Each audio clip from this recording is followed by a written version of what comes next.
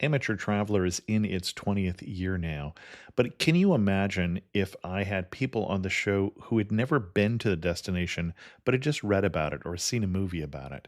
That wouldn't make any sense at all, and you wouldn't listen. We all know how important it is to receive advice from people who know a destination to get the most authentic local experience. And a great option for experiencing this is Explore Worldwide and their authentic small group adventures, led by local tour leaders, perfect for solo travelers who want to meet like minded people with a desire for adventure. I'm often an independent traveler, but two of my last three trips were with small group tours because they organize everything and it's a lot easier. If you want to recreate the tour I did to Malta, they have a Malta and Gozo Discovery Tour. I'm intrigued by one of their tours called A Taste of Sicily. The company again is Explore Worldwide, and visit exploreworldwide.com to learn more. And thanks to Explore Worldwide for sponsoring this episode of Amateur Traveler. The nights are long, the days are short, and the weather is chilly to downright cold, depending on where you are. It's a good time to slip into a Quince iconic Mongolian cashmere sweaters, which start at only $50. You can treat yourself to everyday luxury at an affordable price with Quince. If you really want to dive into luxury, you can check out their leather handbags, washable silk shirts, and European linen sheet sets. Whatever you're looking for at Quince, all the prices are 50 to 80% less than similar brands, and they do that by partnering directly with top factories and cutting out the middleman. They only work with factories that use safe, ethical, and responsible manufacturing processes. And of course, they use premium fabrics and finishes for that luxury feel in every piece. But you've already heard me rave about my Quince travel pants. Treat yourself this winter without the luxury price tag. Go to quince.com/traveler for 365-day returns plus free shipping on your order. That's QUINCE.com/traveler to get free shipping and 365-day returns. Quince.com/traveler, and thanks to Quince for sponsoring this episode of Amateur Traveler. Got my bags packed, I'm on a roll. I'm heading out there and I'm ready to go. I'm looking real good in my passport photo. Oh, no. Amateur Traveler, episode 295. Today, the Amateur Traveler talks about Native Americans, Great Plains, and the Flaming Lips as we go to Oklahoma. Got to sit in one more cafe. I know that I should be heading home, but maybe not today. Welcome to the Amateur Traveler. I'm your host, Chris Christensen. Before we get into this week's interview, I do have three news stories for you. At a Pittsburgh hotel, guests are asked to surrender their digital devices on check-in. Participating hotels in Pittsburgh are trying to get people who are in the always-on generation to do an internet-free weekend. I won't be going to Pittsburgh. And then speaking of being addicted to technology, there's a question whether airline pilots are getting addicted to the automation in the cockpit and are losing some of their skills on how to fly the plane. It's not a problem until you lose the computer. And then speaking of getting lost, in the wake of Hurricane Irene, Carnival managed to strand 300 passengers in San Juan. Carnival Cruise Lines left about 300 passengers behind in San Juan Sunday when the approaching Hurricane Irene forced it to depart the island early. But unlike Royal Caribbean, which faced a similar problem, Carnival put up the passengers in hotels and offered to fly them to the next port. Royal Caribbean only offered to fly the people who had purchased the airfare through the cruise line. Bad cruise line, no treat for you. For links to all three of those stories, check out the show notes at amateurtraveler.com. I'd like to welcome the show Robert Reid, who's coming to us from Lonely Planet and also from the 70-Second Travel Show, and come to talk to us about his home state of Oklahoma. Robert, welcome to the show. Hi, Chris. Nothing better than talking about Oklahoma. And I should say that Robert is actually one of those people that I wanted to have on the show, and then we decided what we were going to talk about. And Robert offered me many other more exotic destinations like Bulgaria and such. But you are an Oklahoma booster, I would say. I guess so. The asterisk that is attached to this whole conversation is that basically I'm not a visitor to Oklahoma, I'm not a traveler to Oklahoma, and I'm also not really a local. Because, I mean, I grew up there, went to college there, but I left 17, 18 years ago. And so when I go back, I have a weird attachment to it. And so, yes, to some degree, it's still home. I'm still excited. I still form all of my opinions in some ways about how I see places based on how I grew up in Oklahoma. But I think that I've traveled enough that I can look at it in a way as a destination in itself. And I always try to do something different when I go back there, because it's really tempting to sit on friends and family sofas and just talk about football, which we do. But I always try to see at least one new thing each time. I'm always surprised. And when you talk about football, you talk about college football in Oklahoma. That's it. Yeah, there is no other football. That's right. I just want to clarify for people who might be thinking you're talking about the NFL. Not part of the Oklahoma consciousness as I understand it. Not so much. The focus of Oklahoma in general is towards Texas. In a way, that's what's interesting about Oklahoma is it kind of defies any sense of region, because it became a state in 1907. Everything around it was already a state except for its like 20-mile border with New Mexico. So that's a huge cavity in what the shape of the U.S. was like. And the thing is it's not really linked to the Southwest. It's not really linked to the Midwest. It's not linked to the South.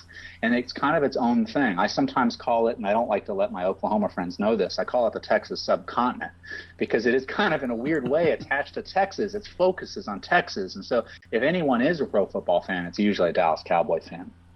When you say its focus is on Texas as in the state model would be we're not Texas, or as in you look to Texas for culture and opinion and that sort of thing?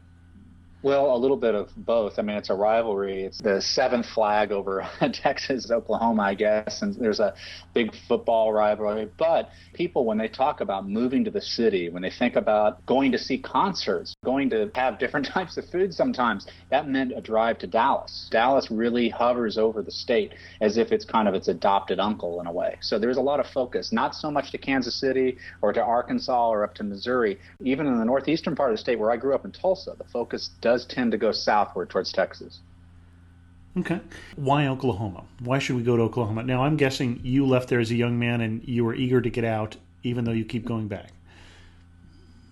Yeah, it's a huge conversation. First of all, Oklahoma will never be a primetime destination. It kind of fills up the anchor of what are the flyover states, the Dakotas, Nebraska, Kansas, Oklahoma, in the middle of the country, places that people are trying to drive through fast or flying over. But I think that anyone that takes travel somewhat seriously and is really interested will always find something in all those places, and I've had great times all through the Great Plains. I think that Oklahoma is interesting because unlike the states to the north, it is much more diverse, and you will see that. I mean, there's the biggest Native American population in the country. It has a very diverse topography, actually, with plains, the famous plains, wide open plains that you always hear about in songs, and Grapes of Wrath, John Steinbeck, etc., and the Okies going to California. Well, that's just really the western half of the state. The Ozark Plateau spills into the east, so you see lots of forest, hills, indeed mountains. There's mountains also in the southwest of the state, the Wichita Mountains, which are of the oldest mountain range in the world. It's like a very hard rock kind of looking, almost arid landscape, and suddenly these mountains appear, and there's like 500-million-year-old mountains in the Wichita Mountains. So actually, the topography is quite diverse if you get off the interstates and look around. Interesting. And where should we get off the interstate? Where should we look around?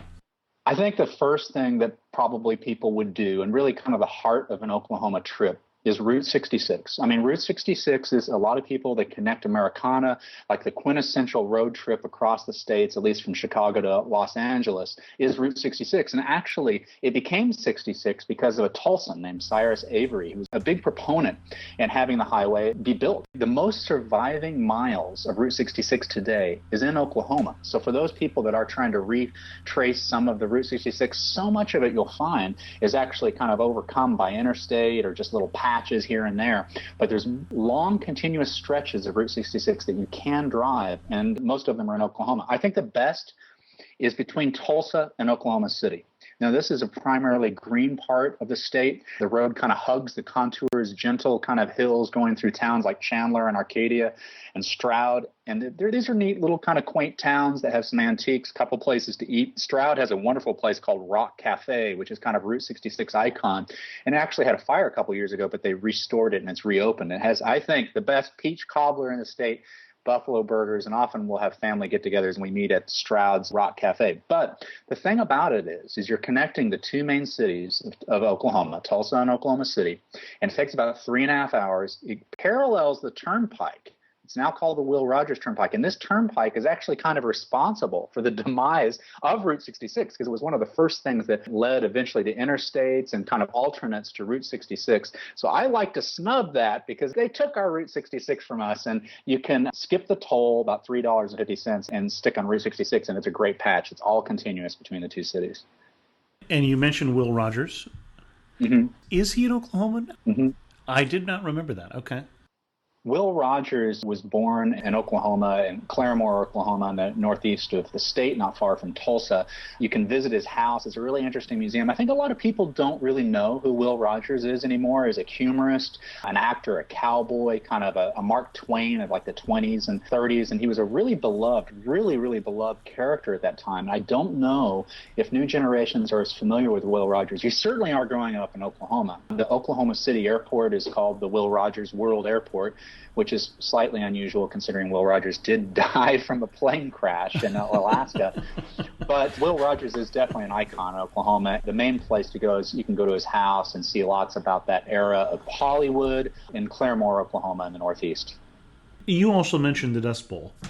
Mm-hmm. And John Steinbeck. I happen to come from the other end of that. I grew up in Steinbeck country, his hometown in California.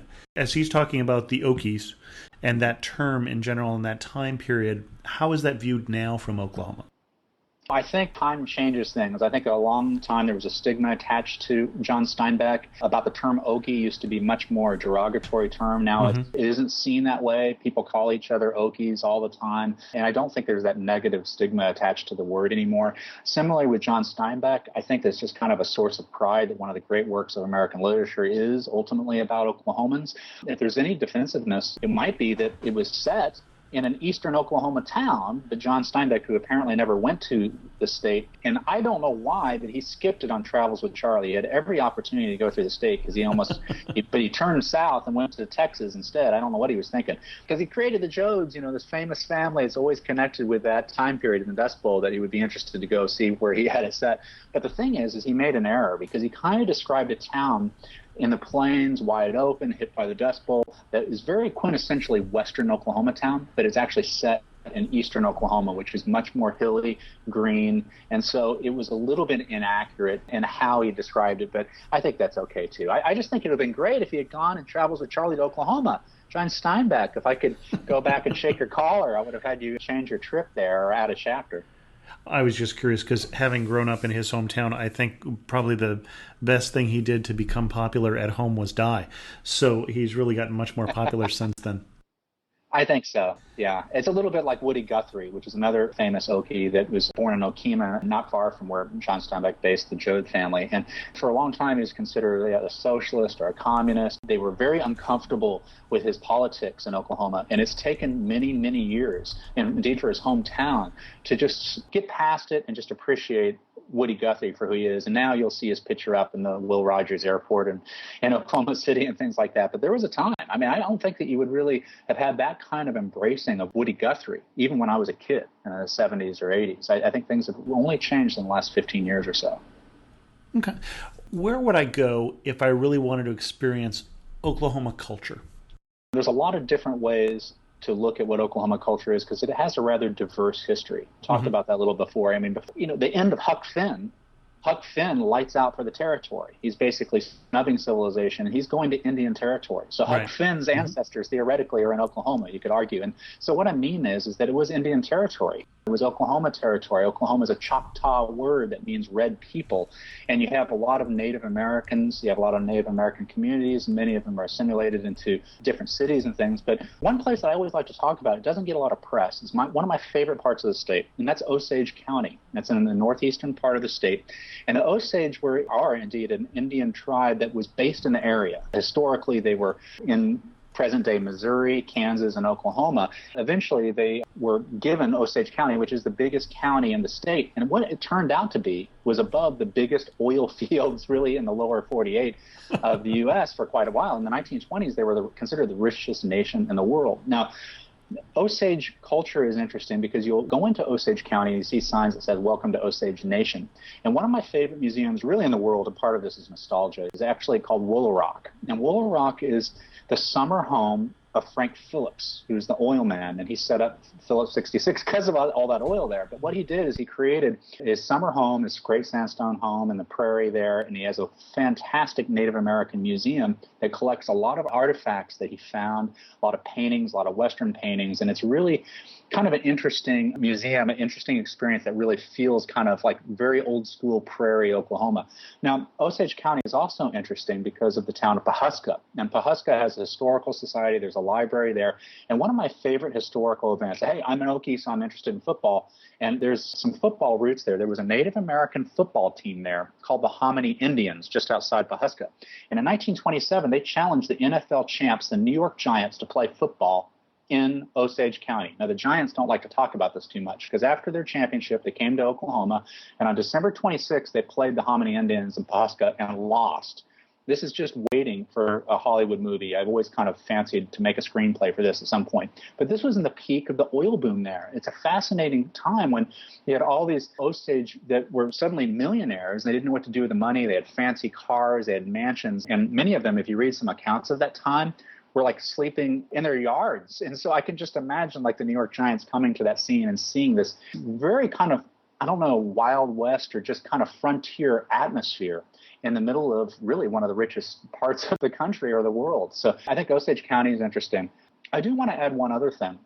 Oklahoma's history has a very, very rich and developed African-American history as well. And in the early part of the 1900s, almost 40 towns, African-American towns, were settled in Oklahoma. Now, this is something that when I go back and I try to find out something new, this is the kind of stuff I find out. Because growing up, I didn't know anything about this, but about 45 minutes, an hour from Tulsa, there's a town called Boley. It still exists, and they have what is called the Memorial Day Black Rodeo. Every Memorial Day weekend. I've been a couple times. I went this year. It's unbelievably fascinating. There's a really strong history there. The town is still there. They have a fantastic rodeo. The people there are just so fun to talk to. I don't know that I've ever had such interaction with locals that were really just kind of inviting me to their homes and talking about different kinds of food that they make there. And then this rodeo event. And in fact, a lot of rodeo events that we know, like steer roping and bulldogging, is linked to African-American history in Texas and Oklahoma. You can see some of that at the rodeo. It's just really one of those unreal experiences. I got to say, I grew up, I had no idea that there were these black towns around Oklahoma and that the history was so strong. And indeed, still going. I found that really interesting. I actually have a video that I'm going to put up on Lonely Planet here in the next few days on Boley, Oklahoma. Interesting. And you were talking about Native American history, and probably the tribe that I think of that's best known for Oklahoma is not really from there, and that'd be the Cherokee. Mm-hmm. In fact, we mentioned Will Rodgers. I didn't realize until I was just reading moments ago that Will Rodgers, in fact, was Cherokee. Mm-hmm.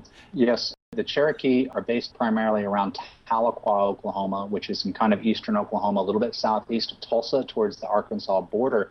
And there is a heritage center there. They have a summer kind of concert there that I haven't seen in many years. I saw it as a kid. It follows the Trail of Tears and talks about that like an outdoor amphitheater. And it was something that really stuck with me for years. You're right. A lot of people do identify Oklahoma with the Cherokee. Cherokee, of course, had the alphabet. They had newspapers and things like that. Very, very fascinating. My sister actually went to school there in Tahlequah, and so I went many times, but I haven't been back to see this outdoor play that's in the summer in many years. I got to be honest, about 20 years. But I think a lot of visitors do go towards Tahlequah for exactly the reason why you're saying. It's because of the Native American heritage there. In fact, the tail there of Oklahoma, wasn't that the Cherokee Strip? By the tail, are you talking about the Panhandle? The Panhandle, sorry. I love the Panhandle. I love it. And it had various names, and because we are rivals with Texas, I always like to remind my Texan friends that the Panhandle is there because Texas wanted slaves. And when Texas became a state, they had to observe the 1820 Missouri Compromise that didn't allow slavery over a certain line, so they cut off their territory at that point. And for a long time, that strip, considering many maps calls it no man's land, it's totally unclaimed. This is the heart of the plains. I'm telling you, there's not a whole lot out there, but there is a really interesting place called the Black Mesa State Park. This is very near the corner of Oklahoma, northwestern corner, just in the skinny panhandle right towards the Colorado-New Mexico border. A lot of people don't realize that Oklahoma borders those states.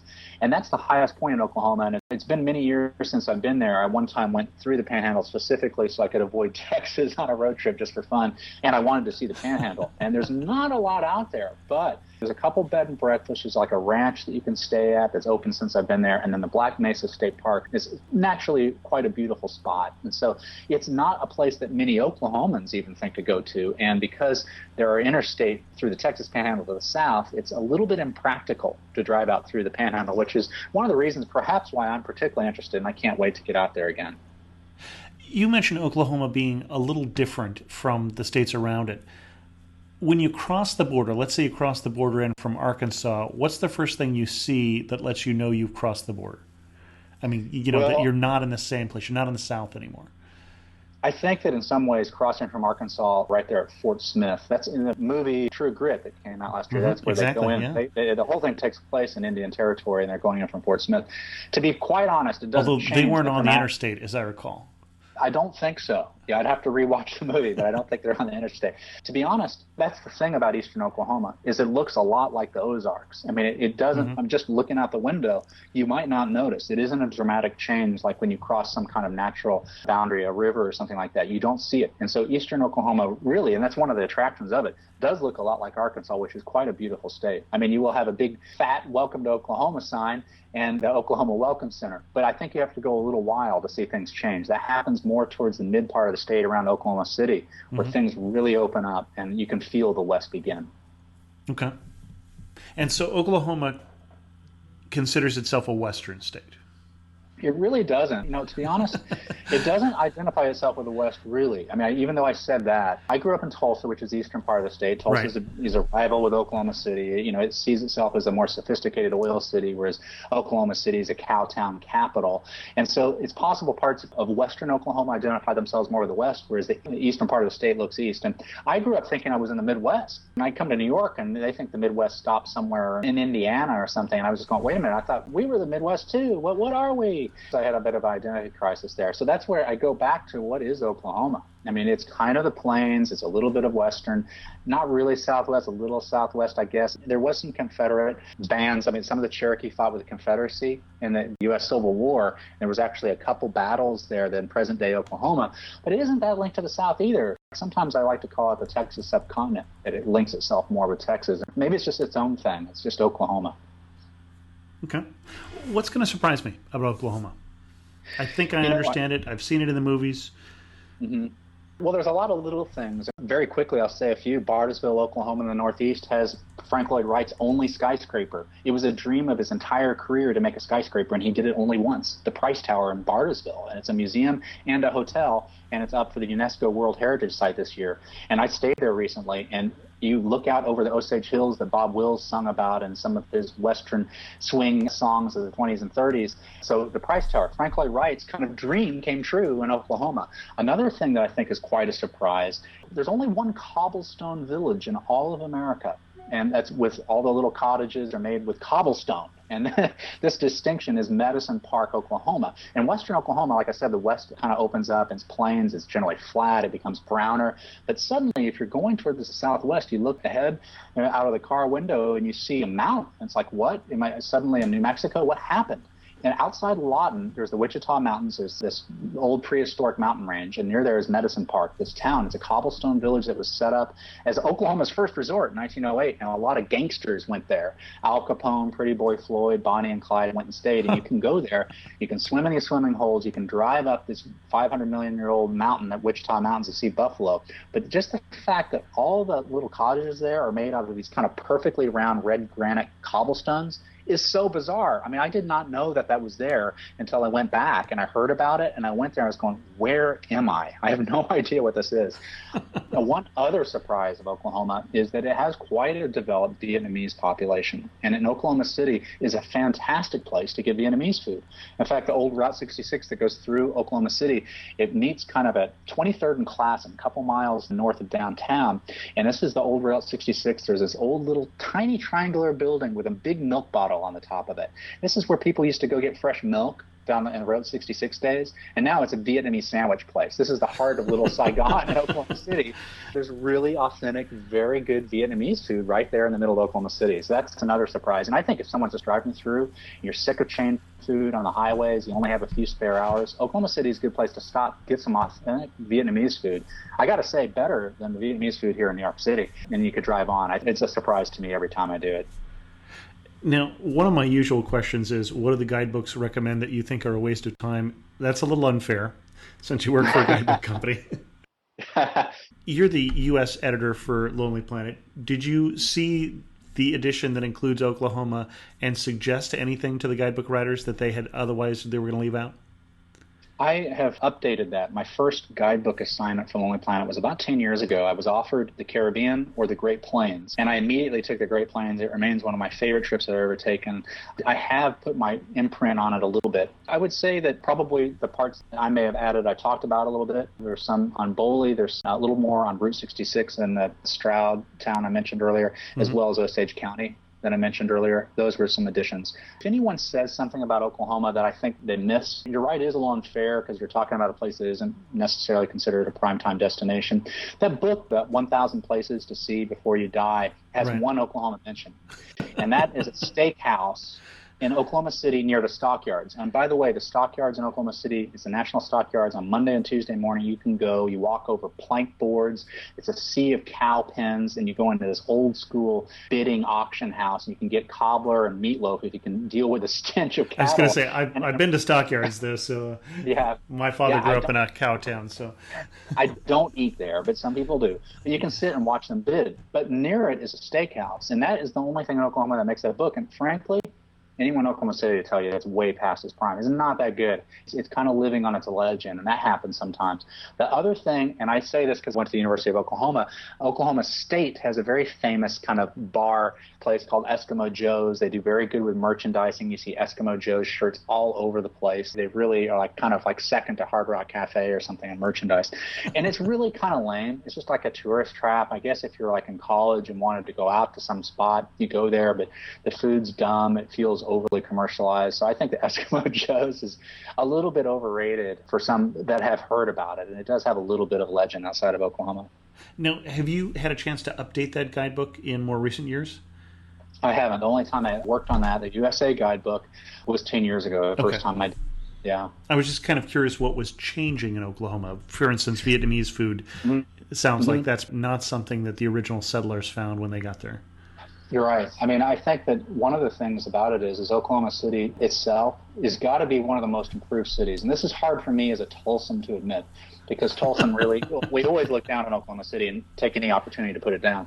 But Oklahoma City, there was the bombing in 95, about 15 years ago. And since then, they passed a tax. This is very rare in Oklahoma, to pass a tax, willfully signing yourself up for a sales tax. And they signed us up for a sales tax to put money into city projects, to beautify the city. And it has been vastly successful. And downtown was a ghost town at 5 o'clock, and now they have Bricktown. They have a minor league baseball field. They have a canal like the San Antonio Canal, a little hokey, but at least has some activity, all kinds of restaurants going on. They have a new convention center with a basketball team. They restored 2 historic hotels. They moved the art museum downtown. They put a dome on the Capitol building. The memorial site for the bombing is a very moving site. All these years later, it's still very remarkable to go see how they handle that. I think they did a very good job with that. And so the city itself has come alive. And Tulsa's noticed because they finally passed their own sales tax a few years ago to try to catch up. So Oklahoma City's changed. It's changed a lot in the last 15 years. And to be honest, I like to make fun of them and stuff, but I'm proud of them, really, because it isn't historically a very attractive town. And they've done a lot to change it. And it's really noticed because people are really much more active and enjoying the city and the central part of the city than they were. So good for them.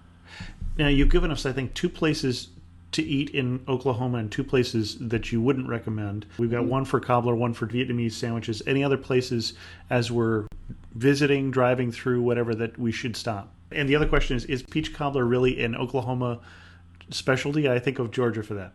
probably stolen from Georgia. Okay. You know, I don't mind it. With the way they serve it, it's very good. You're right. I mean, I think they have different kinds of cobbler at different times of the year. I would say one thing that is considered an Oklahoma invention is El Reno. Just west of Oklahoma City is a town right on the interstate. And they are very proud because they created the onion burger, the fried onion burger, where you grill onion into the meat patty. And every year they have the big fried onion burger festival. I haven't been to the festival. I have had their onion burgers. So if you're even driving through, you stop in El Reno and get an onion burger there, and they'll be very happy. They'll hug you for it. There's a town in southwestern Oklahoma that Texan truckers come up for called Jake's Rib. This is a serious rib joint. It's a little bit off the interstates in a town of Chickasha. Jake's Rib is legendary. I mean, the fries come out still shaped like the wire basket that they're deep fried in, a massive mound of fries. The amount of ribs that you're getting, you will be hurt for a while. It's literally a destination. I mean, you have pictures of Oklahoma football legends that come in on the walls. It's a simple place. It's always busy. You're always waiting for a seat. Jake's Rib is a legend, particularly in the southern part of the state. So those are two. You know, that is if you eat meat, head towards those places. Best day you had in Oklahoma? It's really hard to say. I mean, I grew up there, so you have a lot of different memories and things. Mm-hmm. One time I went for July 4th, and I tricked my family into going to the Tallgrass National Prairie Reserve. And this is in north of Pawhuska, which I mentioned earlier in Osage County. And I was going, yeah, we should go. It would be great for July 4th. There's buffalo there and all this. And this is kind of an untouched expanse of tall grass, and it is quite a beautiful place. Believe me, we were the only people there on July 4th. No buffalo. I could find no buffalo, and apparently it is impossible to go and not see them, but we saw none. But we had a fun little picnic in the shade on a very hot July 4th, and then we naturally ran out of gas. And so we're on this dirt road and tall grass prairie waiting. There's just really no life anywhere. We waited about 2.5 hours for someone to come and help us. And instead of worrying about it, what we did is we just kind of opened the doors, used the last bit of ounce of the battery power in the car to blast Bob Wills, who was that Texas playboy they called the Western swing country music from the early 20s and 30s. And we played his music there and just blasted it, and all these cows were nearby, and they came over and kept us company. And we were basically just the family just kind of dorkily dancing in this dirt road. And it was just such joy. Just like, okay, forget it. We're just going to be around this tall grass. There's some cows over there, at least, if we don't see buffalo. And we had such a great time. And believe me, we talk about it all the time, being out there stuck in the tall grass. And, of course, I don't get to plan the July 4th picnics anymore. But that was definitely a really memorable day. And just being quiet, you know, other than blasting the Bob Wills, out in the tall grass, you really appreciate it more. And so I really kind of have a different sense of the beauty of that kind of subtle landscape as a result of that. Oh, there's one other favor I'm going to mention. When I drove to the Panhandle, I got caught speeding in a little town on the way to the Panhandle, not quite there. It's just a really small town policeman that pulled me over, and I was really worried. I was in college. My hair was probably too long. I was with some other college friends. We were going to go camping in New Mexico. He was sitting there talking to me. I was going too fast, maybe 10 miles an hour too fast, and I heard on his walkie-talkie that apparently a hound was loose. A hound was loose at someone, I forget whose house, that their hound got loose, was running around. They needed someone to help. And so he let me go with a warning, and I got saved by a hound in western Oklahoma. So if you do speed, hope that the hounds are loose.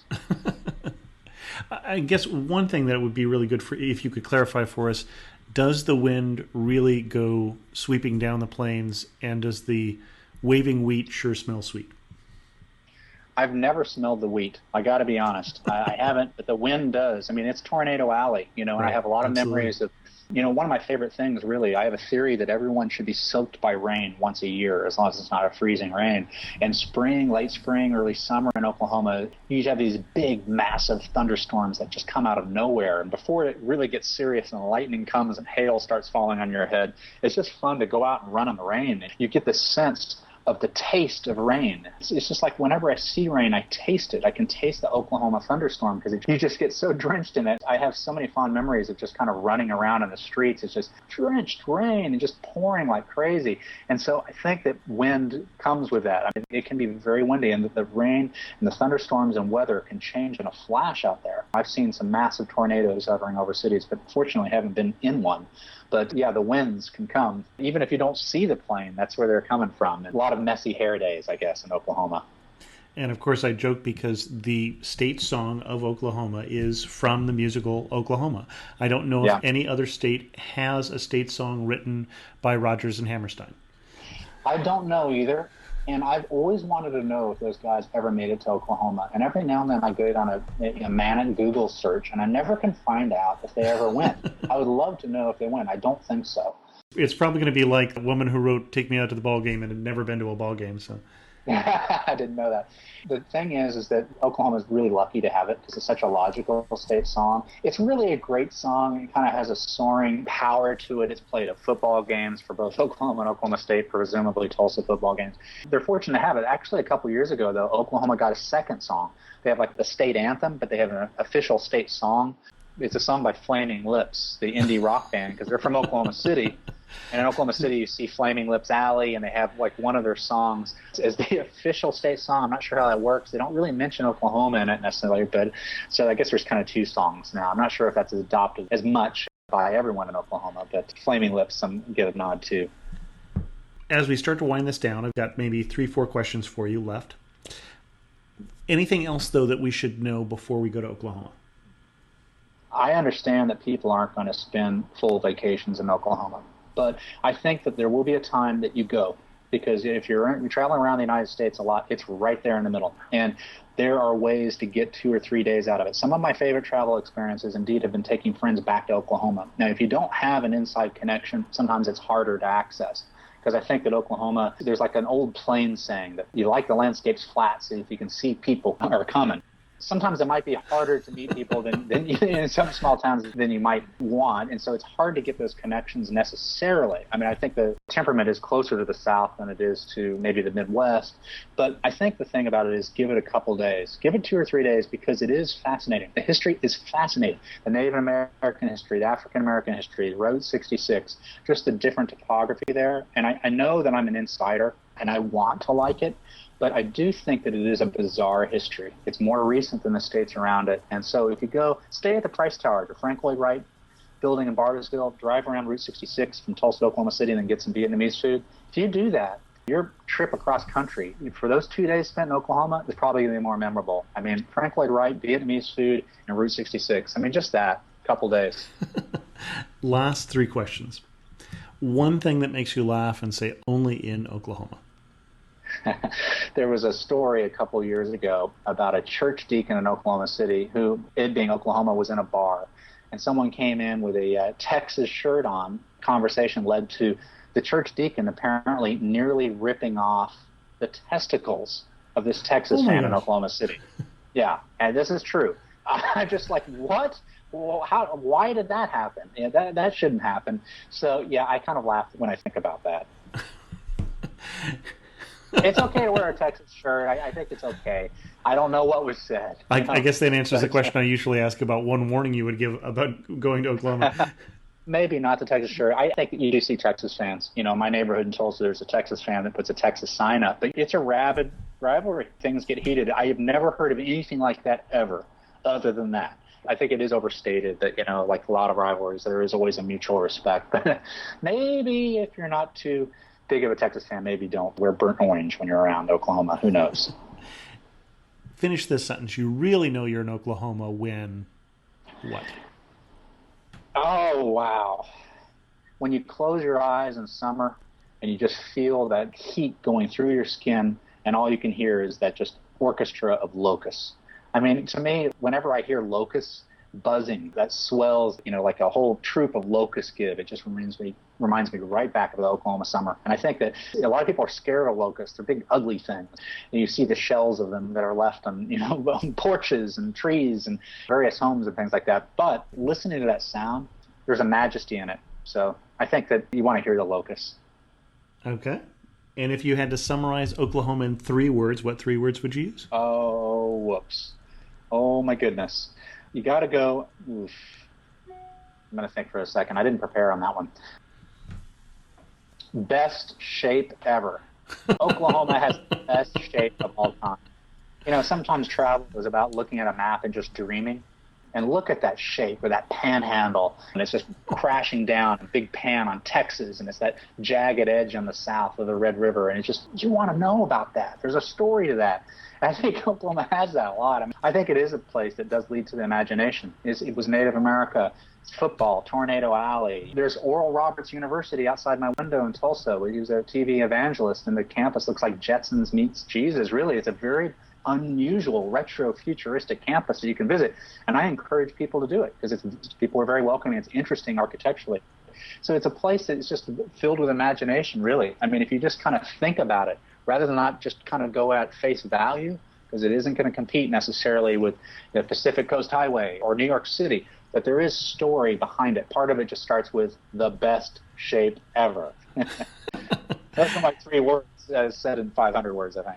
Oh, yeah, 3 words? You want 3 words for Oklahoma? How about the greatest 3 words of all time? Stay gold, pony boy. Outsiders, S.E. Hinton.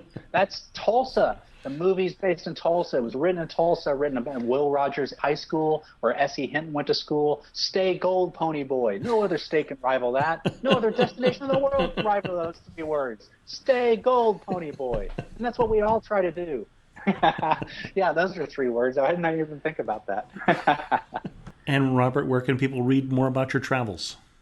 Well, I write for Lonely Planet, lonelyplanet.com. I put up my own personal Top 22 Oklahoma that I'll have up there, as well as a new video on Boley, Oklahoma. That'll be on lonelyplanet.com. And I also have a blog at reidontravel.com, R-E-I-D, on travel.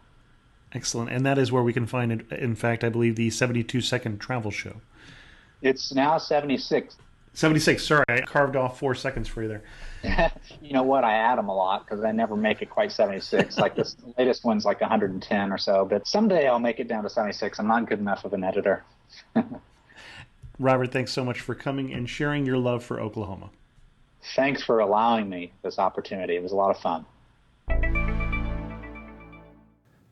In news of the community, I will be attending 2 different travel functions in Boston. If you're interested in meeting up, one is an informal meetup for Meet Plan Go on September 27th, and the other one is the more formal annual event for Meet Plan Go, and that is October 18th.